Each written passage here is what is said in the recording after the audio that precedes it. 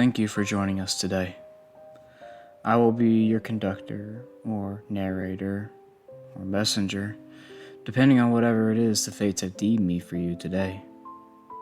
You are on a train with no particular destination at the end of its tracks, though I do suppose you knew that already. While we traverse across this dark and empty plain, I will regale you with tales of past passengers to help pass the time. Who knows? By the end of our journey, perhaps you will be kind enough to leave me with a story of your own. But I will not press. We have a long journey ahead of us, so I shall begin with my tale for you today. Our story today goes by the name of Sympathy Card, left with me by a passenger named J.H. Appleby. Sit back, relax, and enjoy. I can remember getting my first sympathy card 60 years ago when I was a junior at Nichols College in Massachusetts back in 1962. I was a 20-something-year-old finance and accounting major back then. My name was handwritten on the envelope in a slightly messy, scribbly fashion, as if a right-handed person had tried to write my name and address with his or her left hand. The envelope appeared weathered with tarnished brown marks, creases, and slight tears as if it had floundered in the postal system for 20 years. I immediately thought it was a prank as soon as I had opened it. It was a very generic Hallmark sympathy card offering me condolences on my loss. There was no return address on the envelope, and absolutely nothing was written on the inside of the card. I do recall that the envelope had a 6-cent postage stamp affixed with a USPS ink stamp across it. I can remember shaking my head and chuckling while sitting on my dorm bed. I quickly went from room to room down my dorm hallway, asking and or accusing my fellow roommates on who did this weird and morbid joke. April's Fool Day was the week before, so I thought maybe the card had gotten lost in the mail. Everyone denied any part in the obvious prank. The card and envelope got tossed from there. And again, that was over 60 years ago, and I can remember it like it was yesterday. The very next day, my mother called me and informed me that my grandfather, her dad, had passed suddenly from a massive heart attack. I went home for a few days to attend the funeral and to spend some time with my parents, siblings, and cousins. I totally dismissed the card that I had received the day before as purely coincidental. So again, that was my first sympathy card.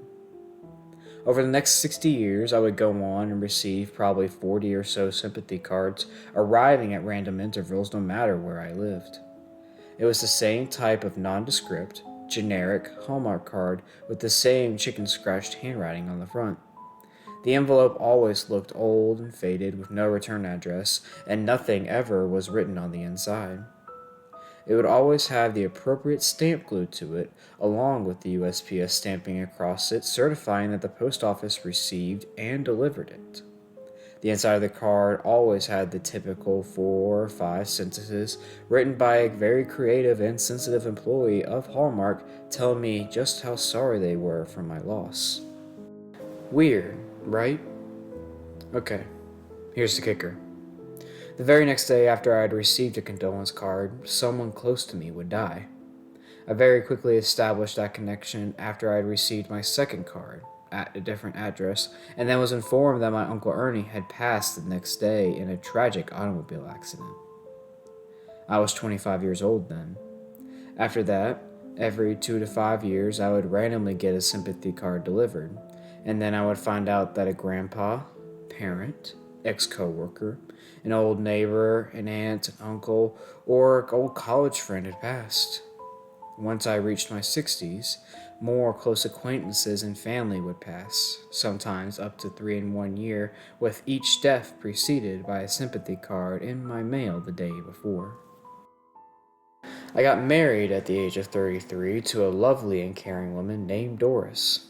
I kept this from her for our entire marriage, as I did not want to pull her into something I don't even understand myself. I didn't want her to upset her or convince her that it was nothing more than a mere coincidence. The cards would get delivered to me. I wouldn't even open them. They got tossed in the garbage before even getting into the house.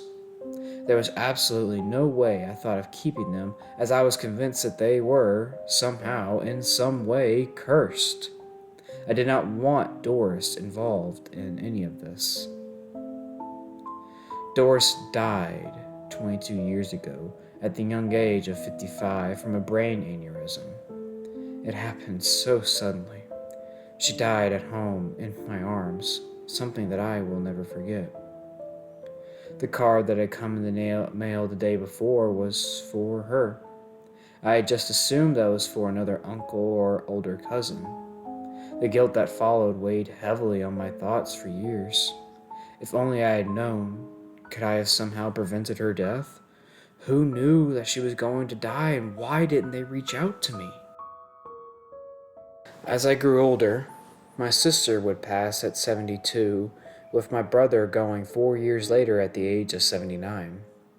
Many ex-co-workers, 2 bowling buddies, a handful of cousins, at least 6 college friends back from my days at Nichols, and 4 very close golf buddies all died, and with each passing there was a foreshadowing sympathy card in my mail the day before. I just can't seem to wrap my head around this morbid phenomenon. Who is sending me these cards? How do they know every address I have ever lived at over the last 62 years? Why is there nothing ever written on the inside? How the hell do they know all my family and close friends? How do they know they're dying the next day? And lastly, why me? Why me? Now at my age, every time I receive a sympathy card, I pray it's not one of my adult children or grandchildren. My children are in their 50s now, with teenage children of their own. I worry so much about them as they venture further out of the house, driving around with their teen friends, possibly engaged in risky teenage behavior. My world would be absolutely crushed if anything ever happened to them or to my adult children. No child or grandchild should ever die before the parent or grandparent, but it does happen, and it's what keeps me up at night whenever I receive a card in the mail. Nowadays, when I receive a card, I call both my children in the morning to do a wellness check. I'll ask what they're doing that day and assess their risk level if they're going out in public or traveling somewhere by car or plane. I'll ask them about my grandchildren too and make sure that they are somewhere safe. I know my children think I'm on the cusp of dementia when I make these annoying calls, but I just need it for my own peace of mind. I always end the phone call by telling them to be careful driving.